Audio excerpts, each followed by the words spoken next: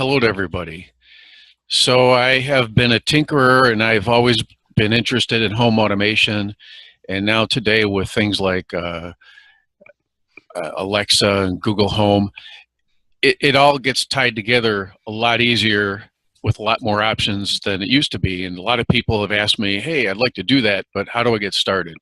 So I'm going to try and provide an overview, some product info, and make some suggestions if you're interested in getting into this. I'll tell you how to start, and you can go and have some fun and see what you can do. So in the past, it was expensive and was rather difficult to try and do anything on your own, and it was there weren't that many products available. But today, the costs have come down. There are many features and products available. It's almost endless what you can do. Of course, it's all determined by your budget, but it is getting much more affordable. So you can have Star Trek-like capabilities, talking to your computer and turning lights on and off and having fun.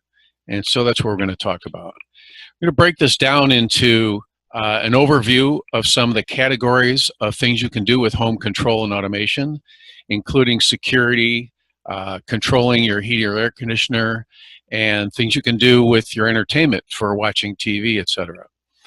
We'll talk about the devices that are available today for talking, using your voice to do control. So you don't always have to type into a computer. You can do it from your phone. You can do it with voice. A lot of remote controls for TVs have voice capabilities. So we'll touch on some of those things. We'll talk about the different technologies. This is a very confusing topic for a lot of people. There are many choices, and there are reasons why there are many choices. So we'll touch on some of those, maybe end some of the confusion, and then we'll give you some tips at the end, and we'll talk about some concerns with security and those types of things.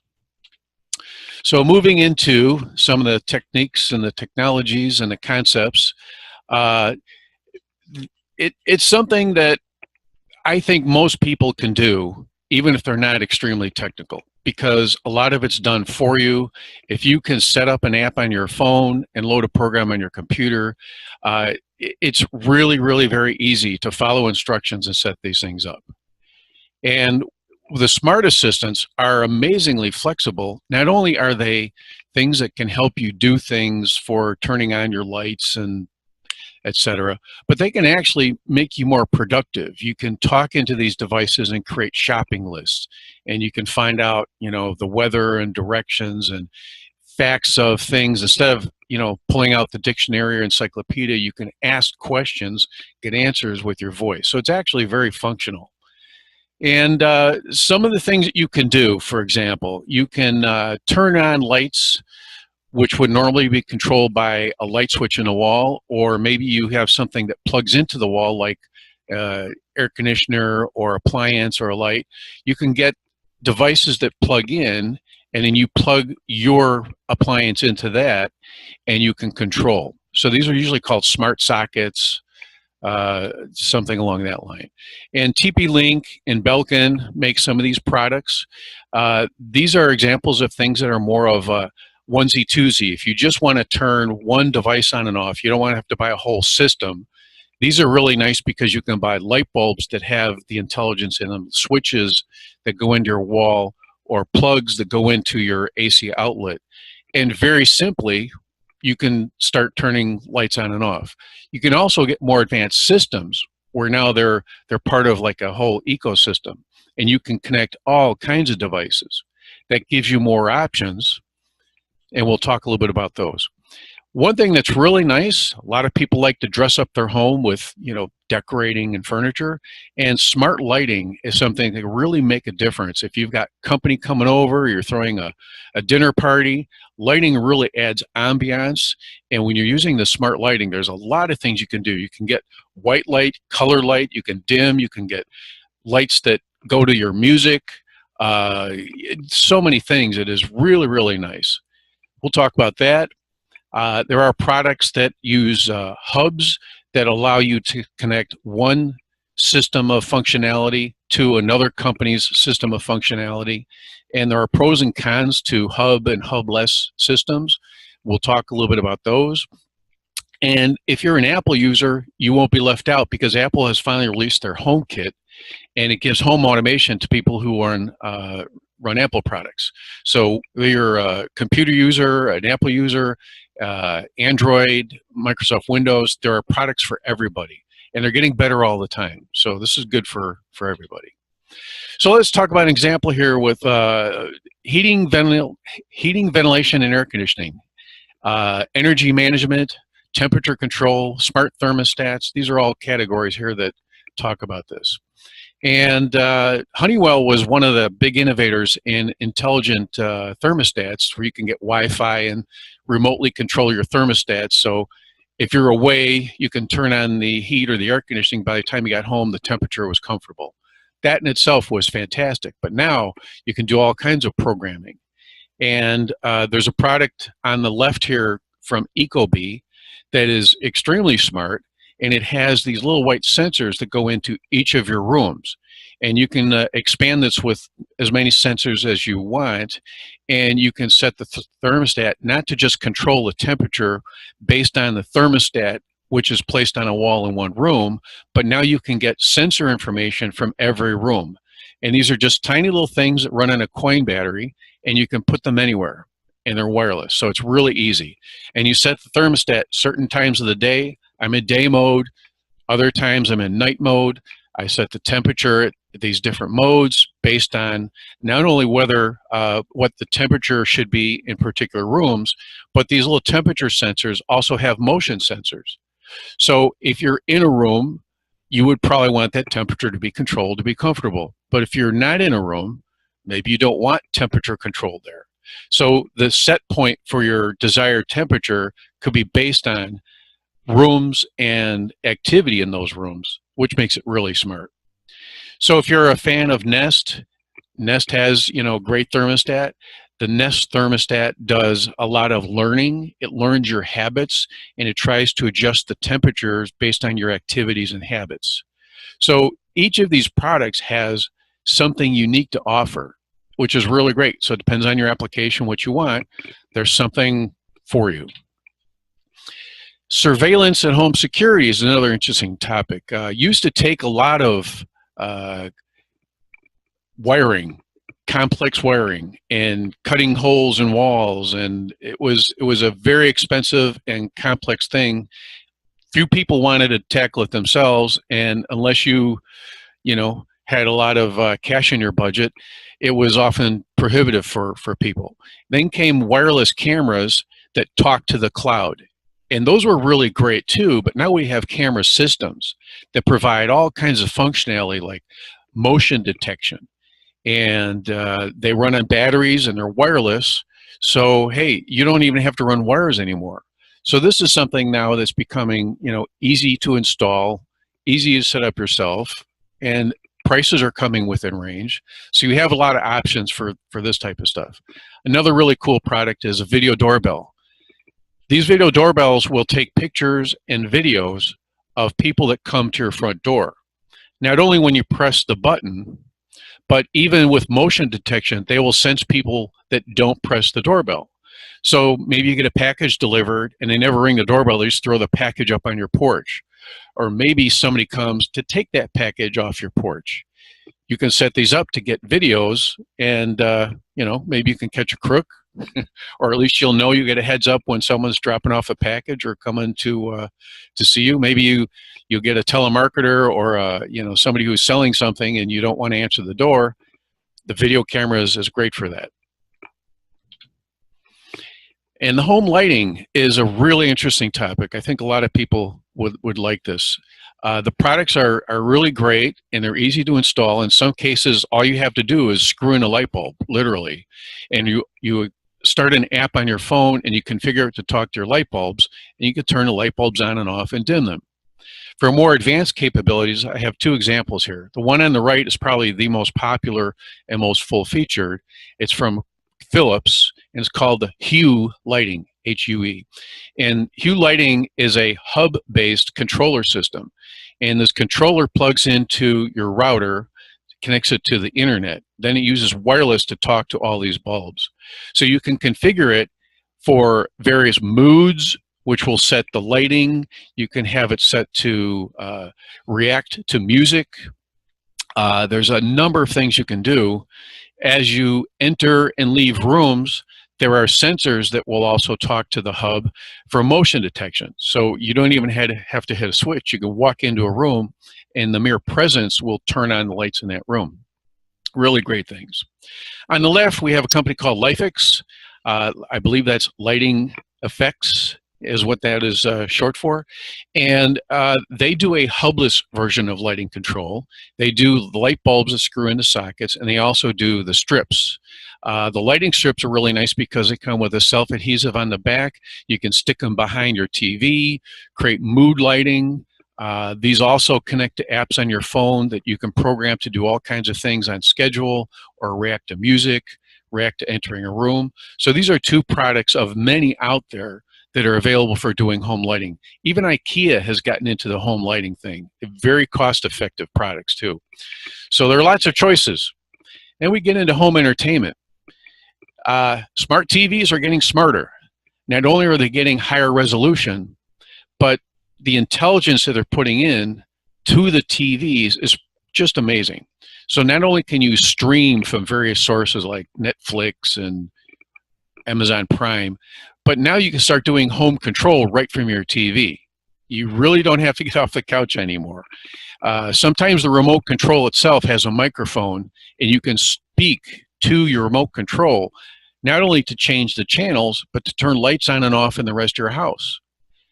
Your hi-fi system, audio system could have voice control. You can change radio stations. You could change inputs from radio to your TV to a Blu-ray player or something to that effect. Gaming consoles have voice control and home control in them. So it's pretty endless, and we're only touching into the beginning of home automation. So watch closely. If something's not available that you want, I'm sure it won't be long, and products will be introduced. And I recommend, too, consider getting some type of a home network-attached storage or a device that can hold like your video files so you can do streaming, music files.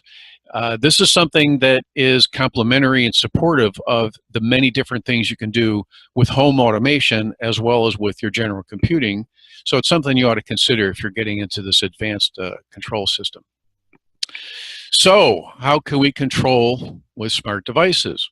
Well, the voice input is really interesting. It was complex, required great processing power in the past, and now it is something that we can do quite easily, but it does require a great degree of intelligence. It's actually using artificial intelligence, and they're using computing power in the cloud, which has, you know, almost an endless supply of computing power. And that's how we're able to do a lot of these things today. It's the power of the cloud that's bringing us features that we couldn't do in the past. So Amazon Alexa is a popular product. They make the Echo series of devices. Google Assistant is the Google version of the smart voice, and they call their products Google Home. Microsoft has had Cortana on Windows 10. Apple has Siri, and they call their home control HomeKit. Samsung doesn't want to be left out. They have Samsung Bixby, and they bought a company called SmartThings. So Samsung is going to come out with a lot of new products. I expect a lot of things from Samsung. Facebook M Virtual Assistant. I haven't played with that, but maybe some of you are familiar with it. And I really do expect, because this is an opportunity for companies to introduce a lot of new products. And let's face it, they want to sell us products. So Microsoft, Google, Amazon, Apple, Samsung, and many other companies that we maybe haven't heard of are going to be introducing a lot of products and a lot of features. So you can get into it now, and you can expand forever. These prices are a little bit old, but here is an assortment of devices that you could get for doing your voice control. And so Echo has a second generation product that looks like a thermos, and you can speak into this and play music. It's a Bluetooth speaker with smart voice recognition and artificial intelligence. So that should sum it up.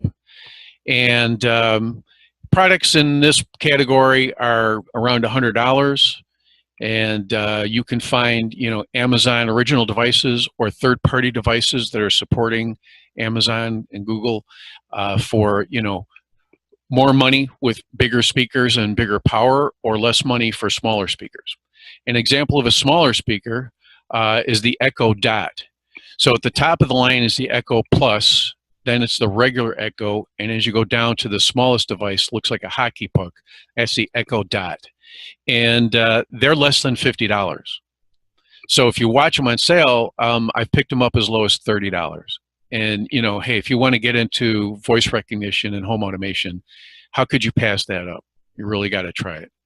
Echo Spot adds video, and the Echo Show has a larger screen with video, and it can do many more things. But you may have read there's a little bit of competition envy going on. Google doesn't want YouTube showing up on these devices. So there is a bit of a problem. I'm not sure how they're going to settle that out. It's going to be interesting to see how that plays out. But there are plenty of other things you can do. For example, hooking up the screen to your doorbell so when somebody comes, you don't have to pull your smartphone out of your pocket or run to the other room looking for it. Your video doorbell could send video to one of these devices with screens on it, and that's pretty handy. Amazon Tap is like a mobile device. So it has a battery built into it, which is kind of nice if you travel or if you want to take it out in the backyard. That makes it really easy. And things like Fire TV, they've now incorporated Amazon Alexa voice into the Fire TV, so you can give voice commands to do things on the TV, which is really nice. If you have a Fire tablet, that also, you know, now has Amazon Alexa built into it. And something that happened in the last, I don't know, 6-12 months, Ecobee thermostats and Sonos and Moto and a lot of other products, third parties are now being brought into this ecosystem of voice control. And an example is the Ecobee 4 thermostat comes with Amazon Alexa built into it. Another great product. If you want to go to something that has bigger sound or has different options, or if you're more of a Google fan than an Amazon fan, Google and Alexa are both big leaders in this. And, you know, one month you might like one better than the other, the next month the other one. They're constantly coming out with firmware updates. So it's really hard to say one is better than the other. They're both great. Here are some prices on the Google. The midline one, the Google Home, is about $130 or less.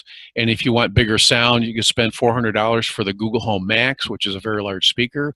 Or if you want something that's inexpensive, the Google Home Mini for less than $50, and I've picked those up for $30. So shop around and get some deals. Now, Microsoft Cortana was introduced in Windows 10 and maybe even Windows 8. And they're now starting to work with third parties to put Cortana into devices. And there's a lot of interesting things going on here with, you know, which one is better, what do they do? I don't want to get into that because it's a very interesting topic and it's going to change. So whatever I would say today, you know, 6 months from now, it's going to be totally different. So read the reviews and check out the products and make up your own mind. And I'm going to go up here, Apple Siri Kit. When you get these slides later, if you want some direct links, it's fairly recent. Of all the different types of home control, Amazon Alexa was the first. Amazon worked with a lot of third parties to do home automation, to turn on lights and various things. And Google finally caught up and worked with these third parties. And Apple finally has come in and gotten their product to work with a lot of these third-party devices. So there are lots of options. You may have to hunt a little bit, but you'll find a lot of YouTube videos that'll tell you how to do this. And the latest entry into this is Samsung. They call their smart voice Bixby, and their hardware products are Smart Things.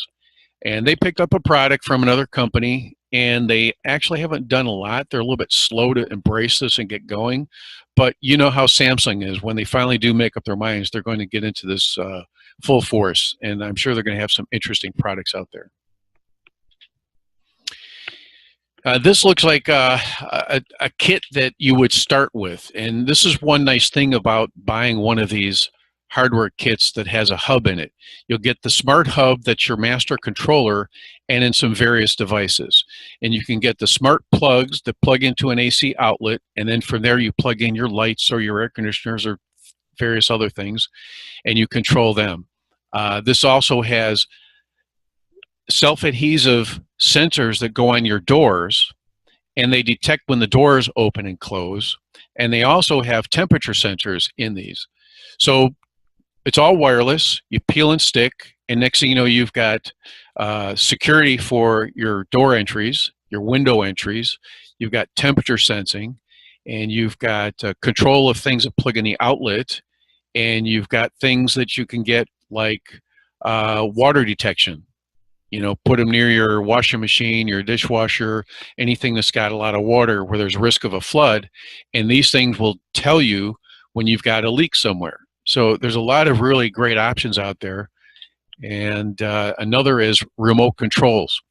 So if you have a TV of very recent purchase, you may have a smart remote control in it already. If not, you can buy them. Universal remotes have become, you know, the must-have item if you're an advanced AV user, because your audio video system is going to have many components, and each has their own remote control. And so when you sit down to watch TV, you know, you may have a remote control for Netflix, a remote control for TV, a remote control for the stereo, remote control for your Roku, and it gets pretty crazy trying to figure out which one to pick up. And the universal remotes now are very intelligent, and they can control all of your devices from one device. And now they have Alexa or Google Home built into them, so you can do it all by voice control. Very good stuff. So what if you're a real hardcore DIYer? You like to do all your stuff by yourself and you don't want to buy all these pre-made systems? Well, there are ways that you can enhance off-the-shelf systems, or you can completely avoid off-the-shelf and buy a lot of stuff yourself. So I'm not going to touch on all of these. Let's talk about a product called IFTTT as an example of how you can enhance the functionality of the products that you have. IFTTT stands for if this, then that. And it's a way to automate that when some event happens, an action will follow. And you program what you want to happen. And so tying this in, you know, if the temperature outside gets to a certain point, then I want to turn on my air conditioning. So I don't even have to pay attention anymore. I can set this up. In my car, when I'm driving away, I'm going to get into my car and attach to the Bluetooth in my car. When I do that, I don't need Wi-Fi anymore, so I can use IFTTT that it automatically detects I'm connecting to my smart car, so turn off the Wi-Fi. Then when I return home, it uses geofencing. When I come back to my home area, it will then turn my Wi-Fi on, so as soon as I walk in the house, I'm connected to my Wi-Fi. There's a couple of examples of what you can do. These are all based off a lot of protocols. Most of them have been existing. Some of them are brand new. And you don't need to understand all of these new technologies, but these are the things that make this work. Link layer discovery is what goes out and it surveys all the products connected to your network and then tells you which ones are smart devices that can be controlled. And so just an example of how that works. Here are some applets that you can get on IFTTT. Some of them are pre-made. Some of them you make up completely on your own. So as I said, the top left one here, turn off Wi-Fi on Android when I leave home. That saves power because Wi-Fi transmitting requires power. The next one, I can unmute my Android when I get back home. So sometimes I go away and I'm in a place where I have to mute my phone, and I come home and I forget. And so I can't hear the phone ring because it's muted and I miss calls. But now I can set it up that if I'm away and I come back, it's going to unmute the speaker. So lots of interesting things you can do. You can get notification when it's going to rain. You can get all kinds of event notifications that are helpful just in general knowledge or for your home control. If you're really hardcore do-it-yourselfer, you can buy software that runs on your computer and your tablet and phone, and you program all the different things that you want and build your own, excuse me, build your own home automation. Lots of flexibility, lots of things available. So how do all these things communicate? Oh boy, here we go with the protocols. I'm not going to get technical here, but there are lots of ways, and you're going to see lots of this stuff on the box. What you need to know is when you're picking up boxes and looking at them, or you're reviewing products on the web, you need to make sure they all talk the same communication. And there are some very common protocols. Sometimes the old products used to use serial RS-232 and that type of thing. That stuff is fading away, being replaced by USB and by wireless technologies. So a couple that are really important here, of course, Wi-Fi. Another is Z-Wave. Another is Zigbee. The Zigbee and Z-Wave are newer types of wireless communication, and they're meant to be very high efficient for home automation and low power and very quick. So Wi-Fi is ubiquitous, it's everywhere, but it's not the best technology for doing home control. So you'll see other devices using these other technologies like Z-Wave and Zigbee, and they're great communication processes, but you just got to make sure that they're all going to be able to use the same one. Another one is Insteon, and there are great pros and cons to consider in everything that you buy. So Z-Wave has pros and cons, Zigbee has pros and cons. Insteon came along and tried to take the best of both of those worlds and make their own. So for wireless technologies, you're going to have Wi-Fi, you're going to have Z-Wave and Zigbee, and you're going to have Insteon as options for you. You also have Bluetooth. Maybe you have like a weight scale in the bathroom that you weigh yourself, and it uses Bluetooth to talk to an app on your phone and then enters that into your logging for your weight tracking, etc. Endless possibilities. But just make sure you pick a common technology to communicate. So another topic worth talking about when you're talking about home automation, something that's a buzzword that's been flying around for a long time here, IoT, Internet of Things. What is Internet of Things? Well, it's all about smart devices that can attach to a network and communicate all the way to the internet and use features in the cloud. So it is basically taking it to the limit. And it's not just about your computer or your phone talking to the internet. It's about devices that normally would never have a reason to talk to the internet. So a smart thermostat's a really good example. You take a thermostat and you add Wi-Fi to it. Well, now you can talk to it over Wi-Fi. But if you connect it to the cloud and configure it as an IoT device, now you can do so much more. And so there will be a portal in the cloud, for example, that talks to your thermostat and collects temperature information. And you'll be able to look at the history of what the outside temperature was, what the inside temperature was, when your heating and air conditioning turned on and off.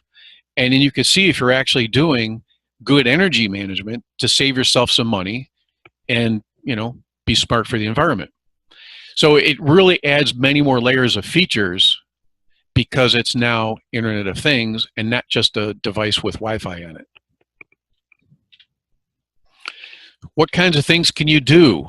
Well, let's talk about a few. Heating, ventilation, air conditioning, zone control is an example of adding some real intelligence to your home heating and air conditioning. And so if you live in a large home or a multi-level unit, sometimes you have more than one heating and air conditioning unit for your house. Sometimes you don't. You have one heating air conditioning unit that controls everything. But what you can do is you can set up zones so that these zones can get priority control under various conditions. And a really good example is that during the day, you're going to be active. At night, you're going to be asleep. So the bedroom is more important at night, but maybe the kitchen and living room are more important during the day. Or if you're away during the day because you work, then you want to set an away mode that, you know, you save the ultimate money because you're not really running anything. But when you do zone controls, you have the ability of sensing individual rooms or floors and making decisions based on that information. And it's no longer controlling everything in the house equally. It's controlling based on the priorities that you set. You could do water heater temperature monitoring. If you travel, sometimes this is something, is the water heater on? Is it doing okay? Surveillance and home security. Wonderful thing. While you're away, you can check on your kids, check on your pets, find out who's coming to your door. There are lots of products for home security and home surveillance that are really, really nice. Have you ever left home and forgot the garage door? Come home and you found your garage doors open, you're wondering, how did that happen? How long has it been that way? So now there are products that you can either buy off the shelf or you can build your own, that you could have a camera or a sensor on the garage door that will tell you if it's open or closed. And if you find out you forgot to close it, you can tell it to close remotely. So whether you're at work or you're on vacation in another state, you can check, satisfy yourself, and open or close as needed. You can create home weather stations if you like to do that. Instead of getting weather information from, TV station or, an internet station, you can find out exactly what's going on in your house by setting up a weather station. It'll have rain gauge, temperature and humidity, cloud coverage, and that type of thing. So that's a fun thing to do. And other types of remote monitoring and management, great stuff. If you have a leak, you can sense that you have water on the floor and you've got a leak, and then you can use that to turn a valve that shuts the water off for your entire house. The possibilities are endless here. So let's take a look at what it would be like to try and do a multi-zone control and energy management for your home. So let's say you've got 3 zones. You're probably going to want to put a thermostat into each of those zones. They could be $60 and up. So 3 of those, you're talking maybe $200 there. If you want to put motorized dampers in to control the airflow to those 3 zones, so you need 3 of those dampers that go into the ductwork. And that could be 70, 75. So maybe there's a couple $100 there. And maybe you would have a zone controller. If you went to a heating and air conditioning guy, you would wind up buying a zone controller, and those could be, several $100s. And then you add wireless remote and all these things. So this is sort of a high-end cost. If you add up all these costs and you look at doing your own DIY home energy management, you could actually do it for a lot less than this. And then over time, with the energy that you're saving and the money that you're saving in your bills, you'll pay off any investment that you've made. But you're also going to increase the comfort because you now have complete control over your heating and air conditioning. So you can see an example of a damper, and it's got a motor on it. And using the sensors in the rooms and your smart thermostat, the cloud and the IoT, you can now switch which rooms are going to get more or less air to help control the temperature and be more comfortable. So here's one example for heating and air conditioning. You can use smart technology. There are plenty of options if you want to do extended DIY. If you like to play with single board computers, things like Arduino and Raspberry Pi, there are all kinds of things you can do. And if you like to build it yourself, you can buy a lot of kits, you can buy the parts, you can do everything from scratch. It's endless. And so if you're a tinkerer like I am, you can have a lot of fun doing this kind of stuff. How do we get started? Well, so you can get these almost anywhere now. It's surprising. The usual electronic places that you would go to buy stuff now have entire aisles dedicated to this. It's amazing how many products are available. So Fry's, Micro Center, Best Buy, and then you go to the home stores, the hardware stores like Home Depot and Lowe's. They have this stuff right there with demonstrations and the different add-on products that you can get to expand these. These are everywhere now. Even IKEA has gotten into it. They have a whole section of smart lighting. So, plenty of options here for you. Watch for sales. These things go on sale all the time. Promotions, you buy, one of these and get discount on buying something else. You don't have to buy it all at once. So buy enough to get yourself started and you can keep expanding. But keep in mind making sure that all these products are going to be compatible for long term, because you want to make sure that they can talk to each other and work with each other. Of course, you can get them on Amazon, and you can go to the manufacturer websites. A lot of times, if you sign up for their mail list, they'll give you discounts for making a purchase. So plenty of ways to buy stuff. It's available everywhere. So where do you start? What do you pick? It depends. Everybody's got a different choice. Some people want, energy management. They want to work on the heating and air conditioning. Some people want security because you've got kids, dogs, babysitters, and you'd like to have the cameras in your house. Some people are into the entertainment thing. They've got streaming stuff. They've got music files and video files on a home server, and they want to do streaming. So whatever you think is important to you, you can pick one. You don't have to do everything all at once. And then find the products that you think are going to help reach your goals. Here's a few examples. For a standalone control that you just want to turn one thing on or one or two lights, you can start small and very inexpensive. And the company I recommend right now is TP-Link. Their products are affordable, they're on sale a lot, and you plug them in. Their apps are very smart. I've had great success setting products up. So that's one way to go. If you want to go a little bit further with something that's more system-wide, Samsung SmartThings they have a kit right now that comes with the basics, and it's on sale at Micro Center, so it's one option you might want to check out. But Samsung will come out with more and better stuff in the future. There will be other companies coming out with that type of thing. So if you're looking at home control, you could do just individual standalone controllers, or you can do, home-wide control.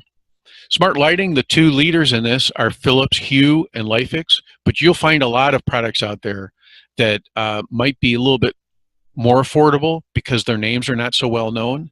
And I like staying with the big brands because they're more likely to stay compatible with products as new products come out in the future. When it comes to smart thermostats, the one I like the best is Ecobee because it has these remote sensors and it now comes with Alexa built in. But if you like Nest because it has this learning mode, that's a great thermostat. The problem I have with thermostat is I don't have a consistent schedule. So how is it going to learn what I'm doing if I don't repeat often enough for it to learn my habits, right? So that's something you have to consider. When it comes to surveillance, there are individual cameras that connect to the cloud. And if all you want is a camera in a room, that might be the simple way for you to go. Just buy a camera that's a smart cloud camera.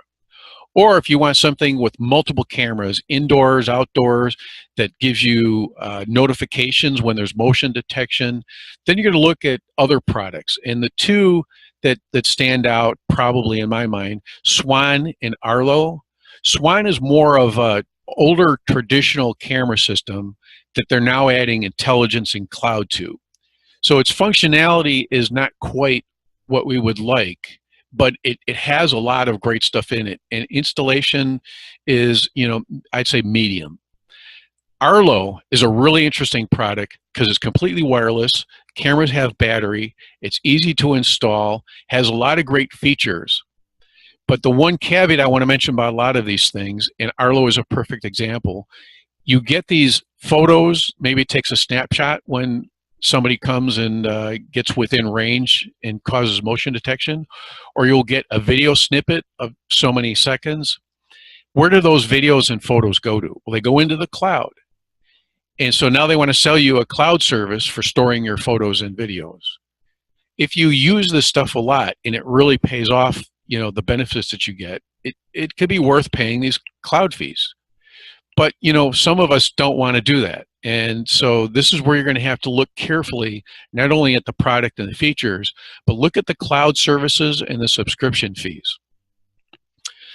Moving on to entertainment, if you're buying a new TV, you want to ask about smart features. If you've bought a TV within the last, 3-4 years, it probably has at least some smarts built into it. But the newer the TV, the more intelligence it's going to have. And an example is the Sony TVs are using Google Home built in and Android built in. So you want to talk about the ultimate in smart home, streaming media, connecting to everything. It's just amazing what you can do from the living room on your big screen TV. So we have to touch on a few things that you have to consider. Privacy is an issue. And you may have read about IoT not being very secure. The problem is there's a lot of new stuff that's being introduced on the market at a very quick rate. And the companies that are doing this are adding intelligence as a layer on top of the electrical and mechanical parts of these devices. And once they get that operating and performing, sometimes these products get shipped quickly to market without considering all of the other parts of it. And anytime you have data that's moving out into the cloud, that data can become vulnerable. Not only that data, but if you're using wireless for these devices could be tapped into. And so you have to worry, is somebody looking at my data? Well, if it's just temperature data, you might say, well, that doesn't bother me. Who cares if they see temperature of my house and my settings and whatever? But the problem is, once they get access to your device, they can then use that to tap into other things in your home, including your computers and your mobile phones. So there's an example of, I believe it was a casino, had an aquarium, a fish tank aquarium, and in it had a smart control for filtering and heating the water for the fish. And that was connected to the internet through IoT. Somebody hacked the device, took control of it, and used that to access the network. Something that you would say, well, it's no big deal. It's just a fish tank device. That's how they get in. So there's a lot of awareness. Manufacturers are adding layers of security. And this is why I suggest to people, buy name brand products. You'll spend a little bit more for the known leaders, but you're more likely to get attention for security and constant updates and better interoperability.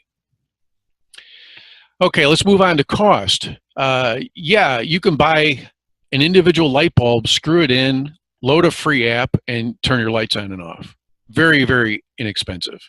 But now what if you want to control your whole house? Oh my gosh, you got to put devices in every room and color lighting over here and white lighting over there. It adds up pretty quickly. So before you go out and start going crazy, you might want to sit down and draw out a budget and decide what your priorities are, what room you want to do first, which ones you want color, because color costs more, and plan this out so you use your money wisely. Compatibility and interoperability. So the one thing I want to talk about here is hub versus hubless. And so you're going to ask, well, what is a hub? A hub is a device that in itself has a lot of intelligence that, one, talks to the internet, and two, talks to the devices. So as a master controller for your devices, it's going to collect information and it's going to do control to these various devices. That device could also communicate to other hubs from other manufacturers.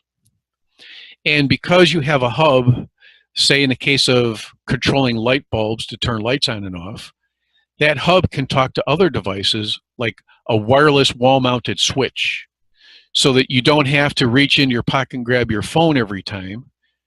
You can use a switch on the wall that is made to connect to the hub and control the light. So you can get these stick-on light controllers for every room and never have to hire an electrician because they'll talk to this hub.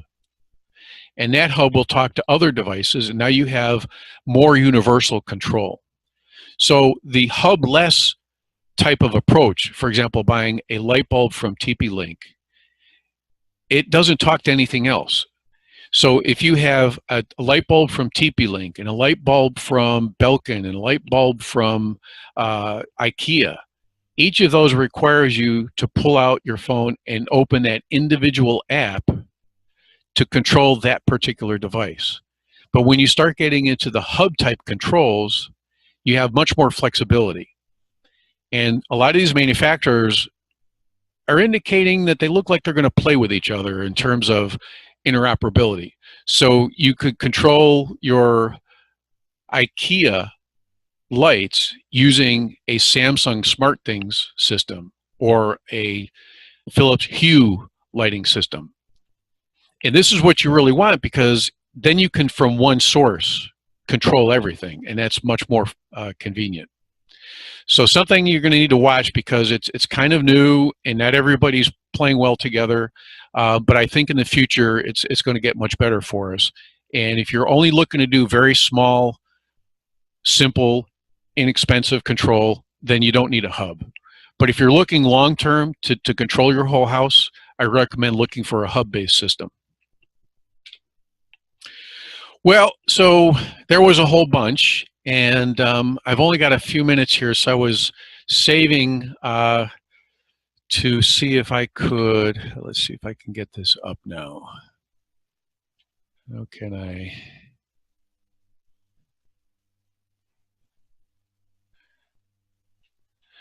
Okay, I just want to do a couple things with my Google Home here and see if you can hear this. I hope you can hear this.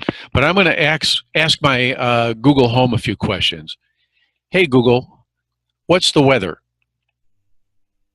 Currently in Irvine, it's 76 and mostly sunny. Today, it'll be mostly sunny, with a forecasted high of 82 and a low of 59. Hey, Google, where's the closest grocery store? The address for Ralph's is 17605 Harvard Avenue, Irvine, California. Hey, Google, cancel. Hey, Google, add toothpaste to my shopping list. What do you want to add to your shopping list? How about toothpaste and soap? Okay, I added toothpaste and soap to your shopping list. Hey, Google, give me directions to Fry's Electronics. The best way to get to your closest Fry's Electronics at 10800 Kalama River Avenue, Fountain Valley, California by car is via I-405 North and will take about 15 minutes in light traffic. Hey, Google, cancel. So there's a few examples. It's not just about controlling your devices.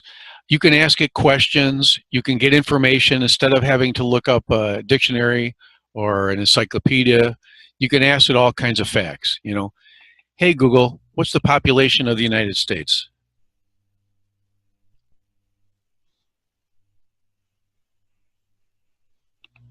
Oh, did I stump it? Hey, Google, what's the population of the United States? The population of United States of America was 325.7 million in 2017. How about that?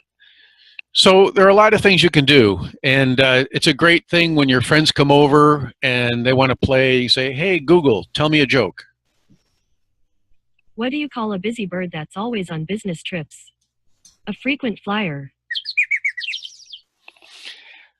Okay, so I hope I gave you some things to think about, ways that you could take your home and turn it into something high-tech and fun. And I'm ready to take some questions. Yeah, we've got about 2 minutes. But okay, we got one question, then I'll have the rest sent to you. Any experience with X10 new Wi-Fi control? So have I had any experience with X10 and their new Wi-Fi control? I used X10 back in the 80s when it was new and there weren't very many other ways to control things. I have not used X10 recently. X10 has very much fallen to the background, and I've been focusing, like most people, on all these newer technologies. So if there's anything new with X10, I don't even know what exists today. Sorry, I can't help you with that. Okay. I'm going to leave us with one gentleman decided he wants to tell us what he's got in his house. And okay. I thought I'd read the list. He said, I have a TCL TV with Roku, an Ecobee 3.2 Google Home Mini, an Ecobee 3, 2 Google Home Minis, 2 Echo Dots, 1 Echo, a lacrosse weather station, 2 WeMe plugs, a Logitech Harmony Hub, 2 auto cameras, Ring doorbell, air quality detector, D-Link water alert, Roku 2 XD, a Nokia scale, a Garmin Vivo HR Plus, and a German Shepherd. Outstanding. Yeah. So okay. There's somebody that embraced it and dove into it. That's really great. Okay.